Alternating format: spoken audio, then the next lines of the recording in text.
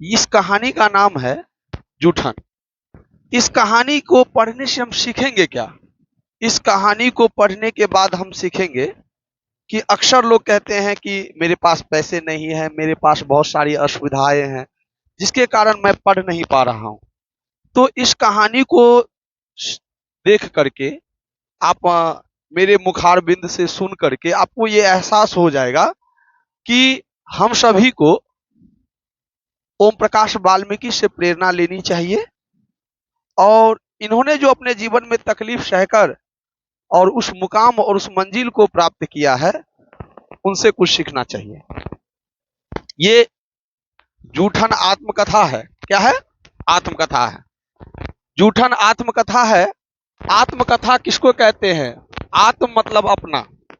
जब आप अपने बारे में अपनी कहानी खुद से लिखते हैं तो वैसी रचना को हम आत्मकथा कहते हैं। तो आपसे पहला प्रश्न ये पूछा जाएगा, जूठन जो पाठ की कौन सी विधा है? तो आप कहिएगा आत्मकथा। क्या कहिएगा? आत्मकथा है। चलिए, इस कहानी की जो शुरुआत हुई है उनसे पहले हम लेखक परिचय कर लेते हैं। इस कहानी के रचनाकार ओम प्रकाश वाल्मीकि हैं, उनके बारे में हम पढ़ लेते हैं और साथ ही थोड़ी बहुत ज्यादा वर्ण व्यवस्था के भी बारे में हम पढ़ेंगे। आइए, तो जब जूठन का तात्पर्य होता है, आप लोग अपने गांव घरों में जब भी कोई चीज आप खाते रहते हैं, ठीक, और खा लेने के बाद उसको जो छोड़ देते हैं उसके बाद जो कोई खाता है तो उसको हम कहते हैं जूठन, या अपनी भाषा में हम कहते हैं जूठा, और उसे अगर मिथिलांचल की भाषा में अगर बोला जाए तो ऐठा। ठीक, हम तोहर ऐठा खेबो न, तो इसी को, यही है जूठन। क्या है? जूठन। ठीक, तो ऐसी ही रचना में है। व्यक्ति परिचय में ओम प्रकाश वाल्मीकि के बारे में हम जान लेंगे। तो यहाँ पर मैंने ओम प्रकाश वाल्मीकि के यहाँ के जो वंश वृक्ष है उनको मैं बना दिया हूं, लेकिन वंश वृक्ष में बस एक ही पीढ़ी को लिया हूं। और देखिए, ओम प्रकाश वाल्मीकि का जन्म 30 जून 1950 ईस्वी को बरला मुजफ्फरनगर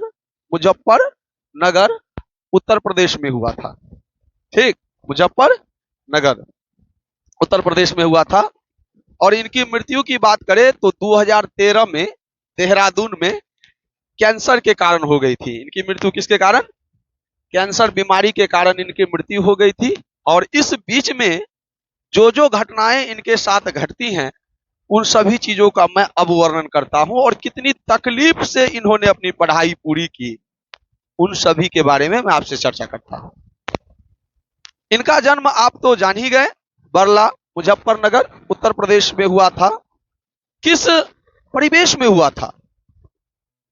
किस जाति से बिलोंग्स करते थे? तो एक चीज और देख लीजिए, हमारे यहाँ जो धार्मिक परंपराओं के अनुसार कहते हैं कि ब्रह्मा जी जो थे ना, तो ब्रह्मा जी जो हैं, तो मैं चित्र नहीं बना पा रहा हूं और मुझे चित्र आता नहीं है, इसको समझ लिया जाए कि ये तस्वीर है। ठीक, तो ब्रह्मा जी के मुखार बिंद से जो पैदा लिए, मुंह से जो पैदा लिए, तो वह ब्राह्मण कहलाए। क्या कहलाए? ब्राह्मण। ठीक, फिर ब्रह्मा जी ने इस भुजाओं से भी उत्पन्न किया इंसानों को, उनको क्षत्रिय कहा गया। क्या कहा गया? क्षत्रिय। और फिर जंघाओं से पैदा किया, ठीक, उसको हम वैश्य कहें। क्या बोले? वैश्य। और सबसे नीचे आपके पैर के अंगूठे से जो हुआ, प्राप्त हुआ, तो उसको हम शूद्र कहें। क्या बोले? शूद्र बोले। ध्यान दीजिएगा, यही हमारे यहाँ वर्ण व्यवस्था है। 4 वर्ण व्यवस्थाओं में से एक वर्ण व्यवस्था है ब्राह्मण, जो सबसे पैग थे, बड़े थे। उसके बाद क्षत्रिय आते हैं, वैश्य आते हैं और शूद्र आते हैं। तो शिक्षा पर संपूर्ण अधिकार जो है वह ब्राह्मण का हुआ करता था। निचला कोई भी पढ़ लिख नहीं सकता है। बाद के समयों में धीरे क्षत्रिय क्या करते थे? उनका काम था युद्ध करना। वैश्य क्या करते थे? उनका काम था व्यापार करना। और शूद्र का काम क्या था? तो शूद्र इन तीनों की सेवा करते थे, इसको शूद्र कहा गया। शूद्र को संपत्ति रखने का अधिकार नहीं था। ठीक, शूद्र को संपत्ति रखने का अधिकार नहीं था। जैसे अपना लोग रुपया जमा करते हैं, वो सब अधिकार नहीं था। पढ़ने का अधिकार नहीं था। जो पढ़ेगा इसका मतलब महापाप हो रहा है, वह महापाप के भागी हैं। ठीक, तो ब्राह्मण सबसे वर्ण व्यवस्था में अपने आप को सबसे ऊपर थे, उसके बाद क्षत्रिय थे, उसके बाद वैश्य थे और उसके बाद शूद्र थे। इन्हीं शूद्रों में आप सभी जितने भी बच्चे हैं, जहां तक मैं जानता हूं, अगर आप ब्राह्मण नहीं है, क्षत्रिय नहीं है, वैश्य नहीं है, तो इसका मतलब है कि आप जो है शूद्र हैं। क्या है? शूद्र के बच्चे हैं, यानी शूद्र है। ठीक, ये वर्ण व्यवस्था है। आप इसको चाहकर भी इसको अनदेखा नहीं कर सकते हैं। आप लोग बीसी ओबीसी के छात्र हैं, कोई एससी एसटी के छात्र हैं, ठीक, तो इन छात्रों में से हैं। उन्हीं इसी शूद्र में एक शूद्रों के यहाँ को छूना भी पाप था। ठीक, डॉक्टर भीमराव अंबेडकर शूद्र जाति से थे। ठीक, शूद्र वो जो किसी चीज में छू देते थे, छुआ जाता था। ठीक, तो छुआछूत की बीमारी हो जाती थी। तो यहां पर भी एक ऐसी ही बात है। छोटन लाल इनके पिता का नाम था, ओम प्रकाश वाल्मीकि के पिता का नाम क्या था? छोटन लाल। और इनके यहाँ कुल 7 संतानों ने जन्म लिया, जिसमें सुखवीर सबसे बड़ा था। जगदीश के बारे में इस कहानी में इसकी चर्चा नहीं है। जसवीर, जनेश्वर, ओम प्रकाश अपने सभी भाइयों में छोटा था। ये 5 जो लड़के देख रहे हैं, उसमें सबसे छोटा कौन था? ओम प्रकाश। इसके बाद माया, इसकी बहन का नाम है। और इसके बाद एक और बहन थी जिसका नाम है सोमती, लेकिन 2 वर्ष की आयु में उनकी मृत्यु हो गई। समझ रहे हैं? ओम प्रकाश वाल्मीकि ये चूहरा जाति के थे। कौन सी जाति? कहिएगा ये चूहरा जाति क्या है? सुनिए, हमारे देश में मुसलमान 712 ईस्वी में मोहम्मद बिन कासिम के रूप में भारत आया, और बहुत सारे मुसलमानों ने इसके बाद 1206 ईस्वी से लेकर और 1526 ईस्वी तक दिल्ली सल्तनत में गुलाम वंश, खिलजी वंश, तुगलक वंश, सैयद वंश, लोदी वंश, इन मुसलमान शासकों ने यहां पर राज किया। इसके बाद फिर बाबर आया मुगल वंश में, हुमायूं, अकबर, जहांगीर, शाहजहां, औरंगजेब, और अंतिम बादशाह जो था वह मुगल बादशाह बहादुर शाह द्वितीय या बहादुर शाह जफर था। तो जब मुसलमान शासक हमारे देश में आए ना, तो मुसलमानों ने अनेक प्रकार के टैक्स जो है हिंदुओं पर लगाए, अन्य गैर मुस्लिम पर लगाए, जो मुस्लिम नहीं है उन पर लगाया गया। जैसे जजिया कर हो गया। और उनको अपने धर्म में लाने के लिए उन पर अनेक धर्म परिवर्तन करने के लिए उनको मारा गया, पीटा गया।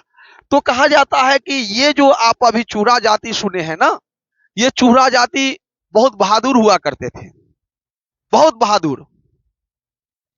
तो ये इस धर्म में आना नहीं चाहते थे। फलतः क्या हो गया? तो इनको जो है मारा गया, पीटा गया, बावजूद नहीं आया। तो इनको समाज में क्या किया गया? तो इसको मैला उठाने का काम दे दिया गया, झाड़ू मारने का काम दे दिया गया, साफ सफाई का काम दे दिया गया, शुगर चराने का काम दे दिया गया।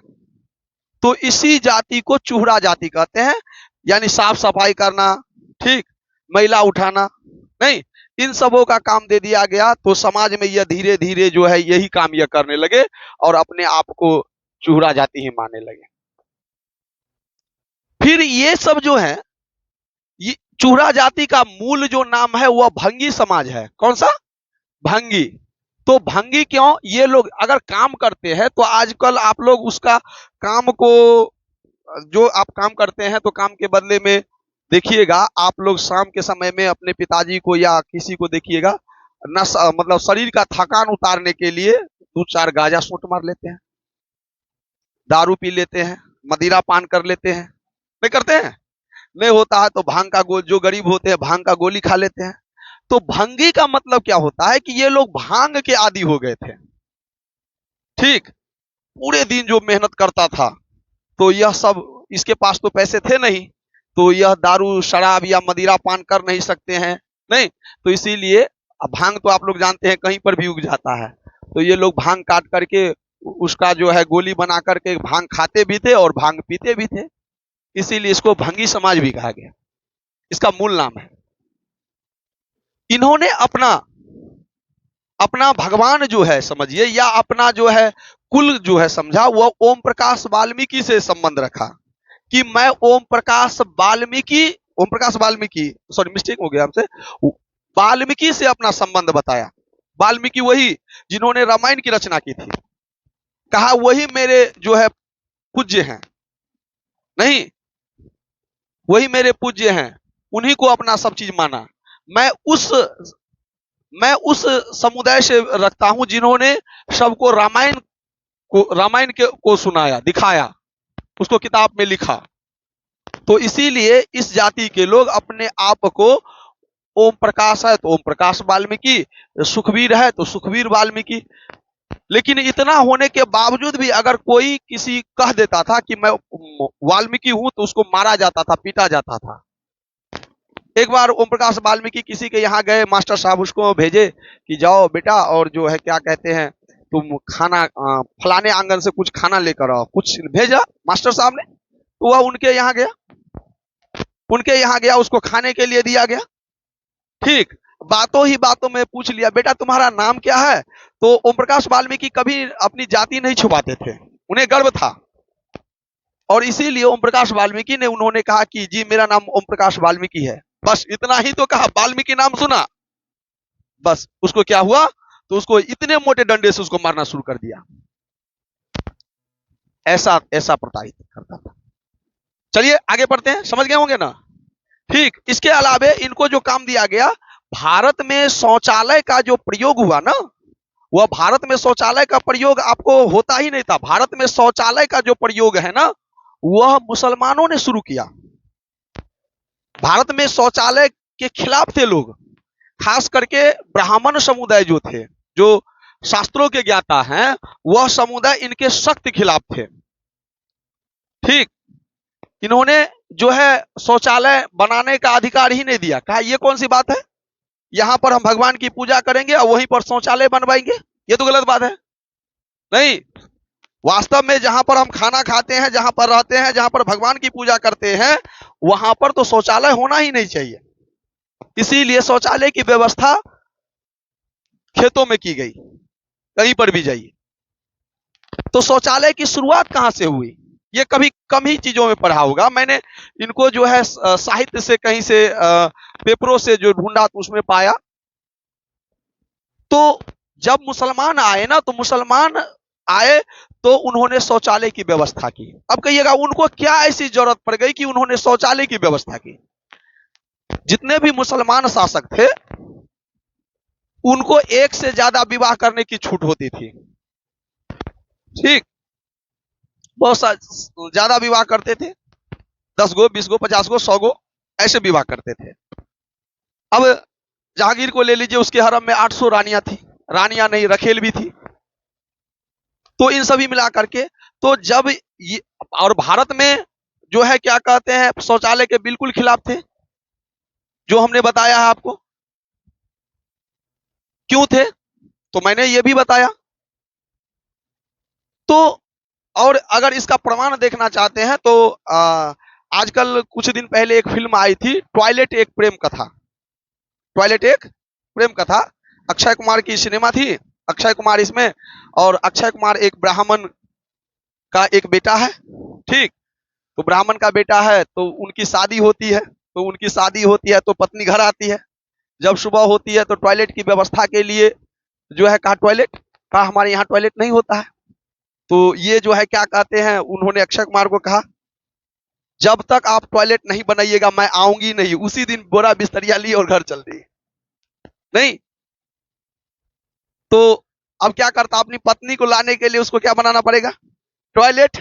ठीक, तो टॉयलेट बनाया उन्होंने, टॉयलेट बनाया, रात में टॉयलेट बनाया, और सुबह में उनके पिताजी जो ब्राह्मण थे, उन्होंने आकर उसको तोड़ फाड़ के फेंक दिया।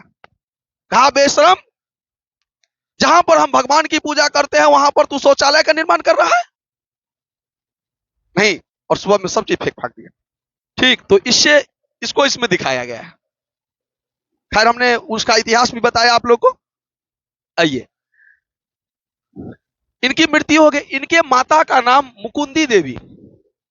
ठीक, ये खजूरी गांव के रहने वाली थी, इसीलिए इसको खजूरी वाली कहते थे सभी लोग। लेकिन इसका ओरिजिनल नाम होता है ना, जैसे देखिएगा जो निर्मली के होंगे निर्मली वाली, जो हरियाही के होंगे हरियाही वाली, अक्सर होता है ना हमारे अगल बगल में। जो नेपाल की है वो नेपाल वाली। तो ये खजूरी गांव की रहने वाली थी, इसीलिए सभी लोग इसे खजूरी वाली कहते थे। लेकिन आप ऐसा तो नहीं कहते हैं। आप कभी आधार कार्ड बनाने जाते हैं तो क्या आप ऐसा कहते हैं कि माँ का नाम कीजिए तो हरिपुर वाली? नहीं कहते, उसका माँ का नाम कहते हैं ना। मेरी माँ का नाम है सीता देवी, हरिपुर की रहने वाली, तो हरिपुर वाली नहीं कहेंगे, क्या कहेंगे? सीता देवी। तो उसी प्रकार से यहाँ पर इसकी माँ का नाम खजूरी वाली नहीं कहिएगा आप, ये खजूरी गांव की रहने वाली थी मुकुंदी देवी, और पिता का नाम छोटन लाल। ठीक, इन संतानों में मैंने इनका बता दिया। इसमें सबसे छोटा कौन था? ओम प्रकाश। ऐसी ही घटना नहीं घटी ओम प्रकाश वाल्मीकि के साथ। ओम प्रकाश वाल्मीकि जब जैसे जैसे वह बड़े होते गए, ठीक, बड़े होते गए, उनकी शिक्षा दीक्षा जो हुई ना, उन्हें स्कूल में बैठने नहीं दिया जाता था। इसीलिए, क्योंकि निचली जाति के चूहरा जाति को के लोगों को वहां पर बैठने नहीं दिया जाता था। उसका कारण था समाज में वर्ण व्यवस्था थी, छुआछूत की बीमारी लग गई थी। लेकिन आज मैं बहुत खुश हूं, क्योंकि आज लोग पढ़ा लिखा समाज है, सभी लोग इस जानते हैं, और आज सभी मानव बराबर हैं। आज इतना नहीं है, ये बात की बहुत खुशी है। अगर ऐसी बात होती तो उस समय में और आज के समय में बच्चों के साथ यही होता, और होना भी चाहिए। आज मतलब साथ साथ मिलकर रहना चाहिए। आप इस बात को, क्योंकि अगर हम मानते हैं कि हमें ईश्वर ने बनाया है, तो ईश्वर ने कभी, उन्होंने सिर्फ इंसान बनाया, जाति नहीं बनाई। तो इसीलिए सबको मिलजुल कर रहना चाहिए। जैसे जैसे आप पढ़िएगा लिखिएगा, सब लोग आगे बढ़ेगा। ठीक, तो स्कूल में जाने की व्यवस्था नहीं थी, तो इनका जो अक्षर ज्ञान हुआ, अ ग च ट प 1 2 1 2 3, ये सब सारा ज्ञान जो है अक्षर ज्ञान कहते हैं इसको। तो अक्षर ज्ञान जो है इनको, अ आ की जो है, इसको सेवक राम मसीही एक शिक्षक थे, वही आकर करवाते थे। कैसे? उसका स्कूल किस प्रकार था? बिना टाट फरक का, नहीं, चटाई भी नहीं थी पढ़ाने के लिए। अपना बोरा लाइए और उस पर बैठिए, खुले आसमान में, छत नहीं है, नीला आसमान ही आपका छत है, उसी में पढ़ाई होती थी। किसी प्रकार से पढ़ करके वह आगे बढ़ा।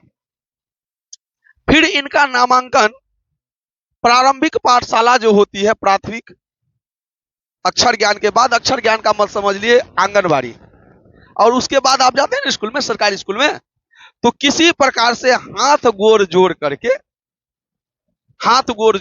मालिक मालिक मालिक, एक ही बच्चा है, सब बच्चा, लेकिन एक बच्चा को प्रकाश वाल्मीकि को पढ़ाना चाहता था, छोटन लाल। किसी प्रकार से हाथ गोर जोड़ करके और उसको स्कूल में नाम लिखाया।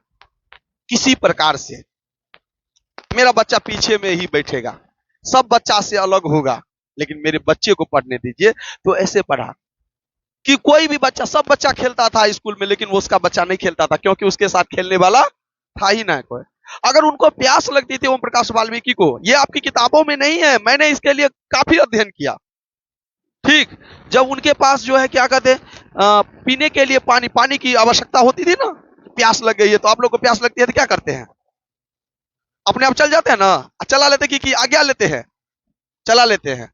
उसी प्रकार जब ये ट्यूबवेल पे या अपना भाषा में कल कहते हैं ना, वहां पे जाता था, वहां पे खड़ा रहता था ऐसे।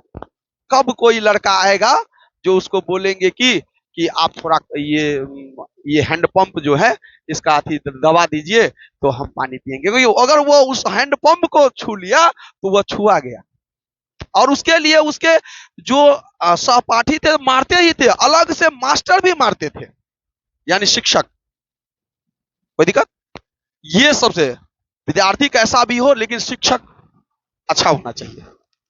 वो बच्चों को सिखाना चाहिए कि नहीं बाबू ये गलत बात है, ये तुम्हारे मित्र हैं, साथ साथ बैठना चाहिए, ऐसा नहीं होता है। लेकिन शिक्षक भी उसी विचारधारा के थे, और इसीलिए प्यास लगी रहती थी और वह उसके पास जो है खड़ा रहता था।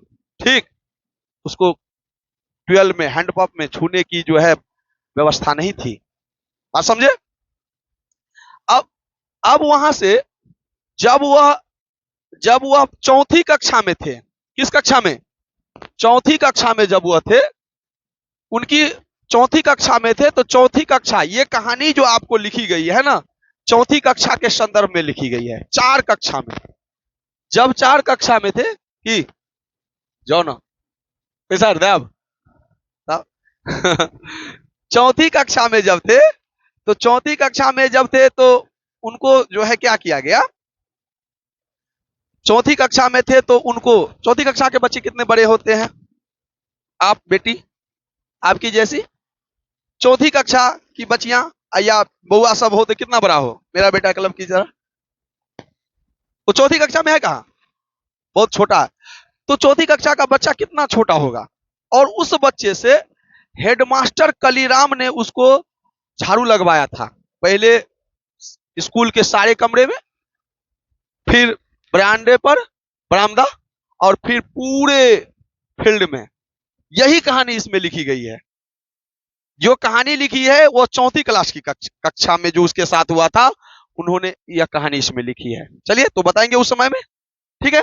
अब जब वहां से जब वह पास किए, पास करके वह बड़े विद्यालय में गए, ठीक, वहां से उन्होंने 7वीं 8वीं 9वीं 10वीं पास करके जब 11वीं में वह गए, तो 11वीं में वह बरला इंटर कॉलेज बरला में उत्तीर्ण हुए। 11वीं में, पहले 11वीं में उत्तीर्ण होइएगा तभी 12वीं में जाइएगा, ये नियम था। अब शिक्षा व्यवस्था जो है क्या है, 11वीं में पास होइए या नहीं होइए, 12वीं में एडमिशन हो गया है आपका। और पहले 12वीं की परीक्षा में 11वीं और 12वीं दोनों से प्रश्न पूछे जाते थे। जब 12वीं कक्षा में ये गया तो 12वीं कक्षा में ये अनुत्तीर्ण हो गया, मतलब फेल हो गए। क्या हो गए? फेल। इसके बाद वहां से नाम कटा करके वह डीएवी इंटर कॉलेज देहरादून में कई वर्षों तक वहां पर पढ़ाई की और बाधित भी रही। जब वहां पर वह पढ़ाई कर रहे थे तो इसके बड़े भाई ने, फोन उस समय में था नहीं, तार भेजा कि तुम्हारी शादी जो है हम कराएंगे, आ जाओ। हालांकि ओम प्रकाश वाल्मीकि को शादी करने की कोई इच्छा नहीं थी, लेकिन जबरदस्ती उनकी शादी जो है उसको बुला कर करवाया गया।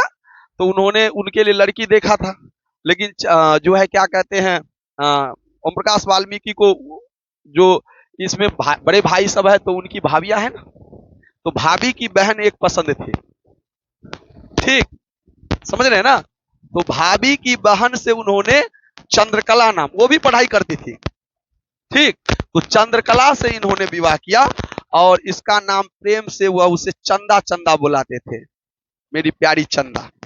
तो चंद्रकला से विवाह किया और उपाधि दी उनको चंदा की। नहीं, अगर मान लीजिए अर्जुन बानो बेगम से विवाह करके शाहजहां मुमताज की उपाधि दे सकता है, नहीं, और जहांगीर मेहरुनिसा से विवाह करके नूरजहां की उपाधि दे सकता है, तो इन्होंने भी उपाधि दे दी। विवाह किया चंद्रकला से और उपाधि दिया मेरी प्यारी चंदा, प्रेम से इसे चंदा कहते थे। ये आपकी किताब में बिल्कुल नहीं है, ठीक। चलिए, फिर श्रीनगर विश्वविद्यालय से इन्होंने एमए किया। एमए बुझते हैं ना, मास्टर ऑफ आर्ट्स, मास्टर की डिग्री की, ठीक, ये एमए किया, ठीक। इसके बाद अब आइए, ये वृत्ति क्या है? वृत्ति, तो वृत्ति का मतलब होता है, जैसे कि अगर मान लीजिए मैं पढ़ाई भी करता हूं और अपने परिवार को चलाने के लिए जो काम लोग करते हैं ना, उसको वृत्ति कहते हैं। ध्यान दीजिएगा, सभी किताबों में लिखा रहता है कि वृत्ति का मतलब क्या होता है। तो जब आप कोई काम करते हैं, ठीक है, और काम करते हैं, उससे अपना परिवार चलाते हैं, तो उसी को हम क्या कहते हैं? वृत्ति कहते हैं। क्या कहते हैं? वृत्ति कहते हैं। तो यह वृत्ति के रूप में 12वीं कक्षा में ऑर्डिनेंस फैक्ट्री देहरादून में अप्रेंटिस की नौकरी करते थे। क्या करते थे? नौकरी करते थे। एक बहुत दुखद घटना है। एक बार इनको कॉलेज में पढ़ते पढ़ते या स्कूल में पढ़ते पढ़ते उनको एक लड़की से प्रेम हो गया, नाम सविता, और जाति उनकी उच्च जाति, ब्राह्मण कुल की थी वह। तो ब्राह्मण कुल की होने के कारण वह उनसे प्रेम कर जो है दोनों प्रेम करते थे एक दूसरे से, ऐसा कहा जाता है। लेकिन जैसे ही लड़की को पता चला ये वाल्मीकि है, ठीक निचली जाति का है, उस लड़की ने प्रेम करने से बिल्कुल क्या कर दिया, इनकार कर दिया। तो ये जातिवाद का दंश जो है हमारे वाल्मीकि साहब को झेलना पड़ा। ठीक, अगर दलित समुदाय का, दलित साहित्यकार अगर कोई पूछा जाए तो उसमें आप किसमें चिन्ह लगाइएगा?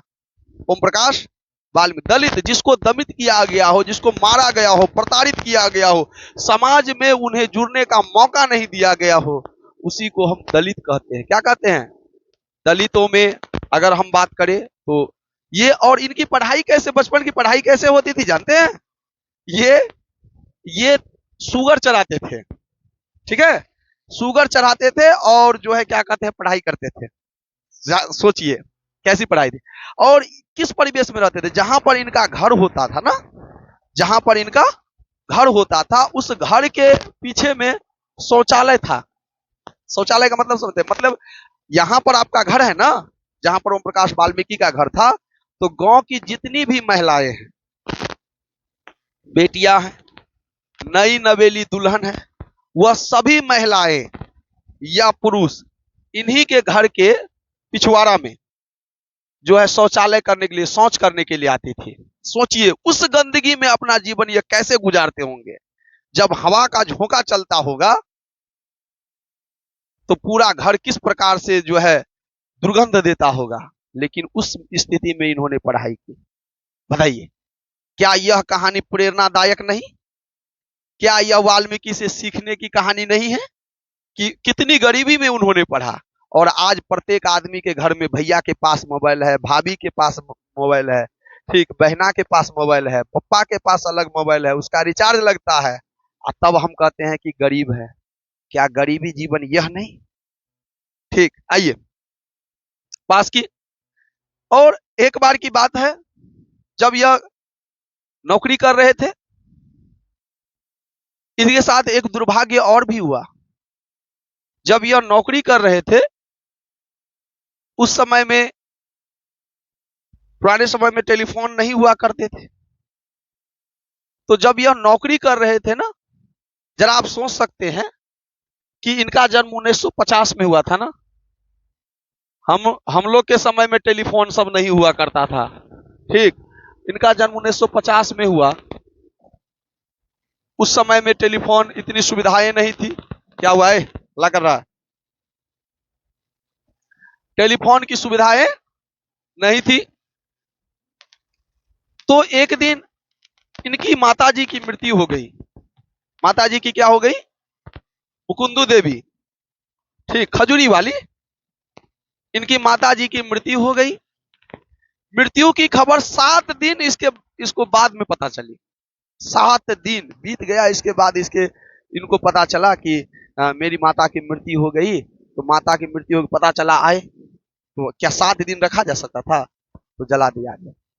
ठीक, ये कैसा दुर्भाग्य है ओम प्रकाश वाल्मीकि के साथ। फिर उनके पिता भी इसी शोक में बीमार रहने लगे, क्योंकि आज ओम प्रकाश वाल्मीकि खुद कहते हैं कि अगर कहानी लिखा हूं और अगर आप लोग को पसंद आया है तो यह कहानी मेरी मां को समर्पित है। क्योंकि मेरी माँ, जब भी मैं रात को सोता था तो मेरी माँ रोज रात में एक कहानी हमें सुनाती थी, जो बच जाता था उसको दूसरे दिन सुनाती थी। इसीलिए मैंने अपनी माँ से प्रेरणा लिया है। ओम प्रकाश वाल्मीकि अपनी रचना में कहते हैं, यह दुर्भाग्य है उनके साथ, माता का चले जाना, और उस माता का जिन्होंने आज जो है इस मुकाम पर पहुंचाया है।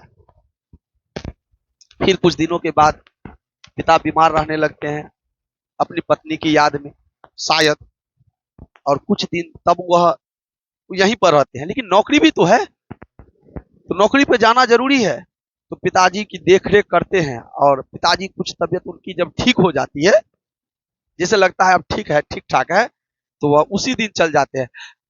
ऐसा लिखते हैं कि वह शायद ट्रेन में गया होगा, ट्रेन में ही होगा, कि तब तक उसके पिता की भी मृत्यु हो जाती है। अब फोन तो नहीं है कि हेलो ओम प्रकाश घुर जाओ, वापस आ जाओ, ट्रेन में ही होंगे, उनके पिताजी की भी मृत्यु हो जाती है। तब वह वहां से आते हैं। वहां से क्या आते हैं, वो तो चले जाते हैं ना, और इधर फिर अपने बाप को भी कांधा नहीं दे सका, अपने बाप को भी आग नहीं दे सका। ये दुर्भाग्य है। ओम प्रकाश वाल्मीकि के साथ जरा सोचिए, क्या वो अपने माता पिता से झगड़ा करते हैं? नहीं। लेकिन इसको दुर्भाग्य नहीं कहिएगा तो क्या कहिएगा? Bad luck. न मां को आग दे सका, या मां को कांधा दे सका, और न पिता को भी। क्या बोले? उसी दिन मृत्यु हो गई जिस दिन वह गया। ठीक।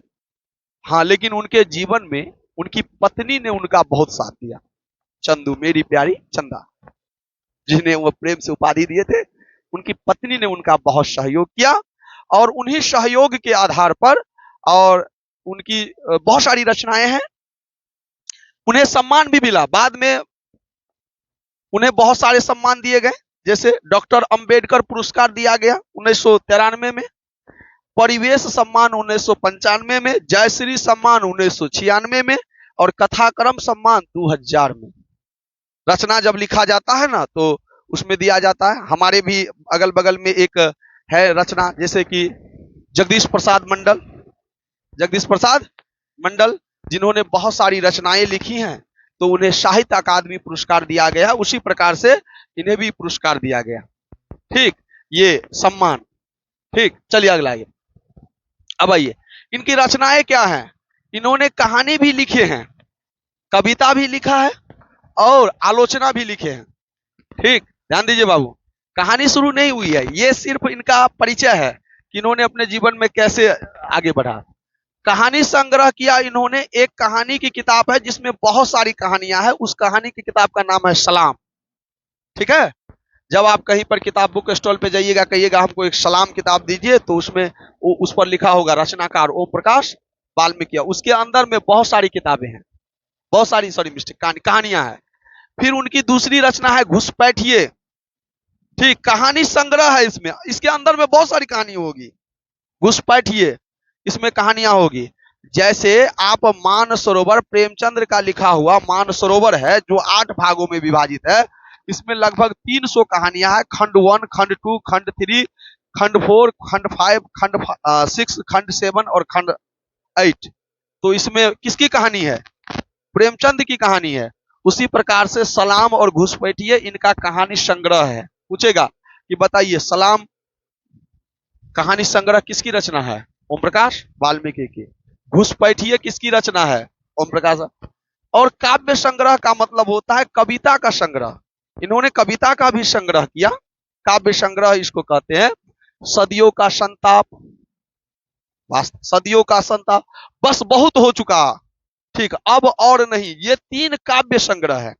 काव्य संग्रह का मतलब होता है कविता का संग्रह। इसका संग्रह मतलब ये कविता की किताब है। आप लीजिएगा ना तो सदियों का संताप होगा, ऊपर में लिखा हुआ। रचनाकार लिखे होंगे ओम प्रकाश वाल्मीकि। उसके अंदर में 5 गो, 7 गो, 8 गो, कुछ भी कविताएं हो सकती है। ये सारी रचनाएं इसकी ही है। ठीक। और तीसरे, दलित साहित्य का सौंदर्य शास्त्र, ये आलोचना है। आलोचना विधा होती है, तो यह विधा है, इसको पूछेगा। अब आइए जूठन कहानी, ये तो इसका परिचय हुआ। ठीक, तो कहिएगा ये परिचय पढ़ना जरूरी है। तो परिचय पढ़ना इसलिए जरूरी है कि परिचय से ज्यादा प्रश्न पूछे जाते हैं। आपको यही सब ज्यादा से ज्यादा पूछा जाएगा कि उनकी मृत्यु कहाँ हुई। हाँ, एक चीज और मैंने उनके साहित्य में पढ़ा था, और इनके लिए आप लोग भी इनको देखिएगा। मैं इसके बारे में पूरी जानकारी नहीं कह सकता हूं। बहुत समयों तक ओम प्रकाश वाल्मीकि को संतान नहीं हुआ। ठीक, अब हुआ है या नहीं हुआ था मैं नहीं कह सकता हूं, क्योंकि 2013 में इनकी मृत्यु हुई थी ना, तो इनका इतिहास अगर बहुत पुराना होता तो, लेकिन इनके बाल बच्चे बिल्कुल नहीं थे। ठीक, तो इन्होंने जब इनसे पूछा गया कि अब आपको तो संतान नहीं है, तो आप कहा मेरे विद्यार्थी ही मेरी संतान है, मेरे जितने विद्यार्थी हैं वही क्या है, मेरी संतान है। ठीक, अब इनके बच्चे हुए थे बाद में कि नहीं हुए थे, आप लोग भी लिखिएगा, मेरे कमेंट्स बॉक्स में लिख दीजिएगा, ताकि मुझे भी जानकारी हो जाए।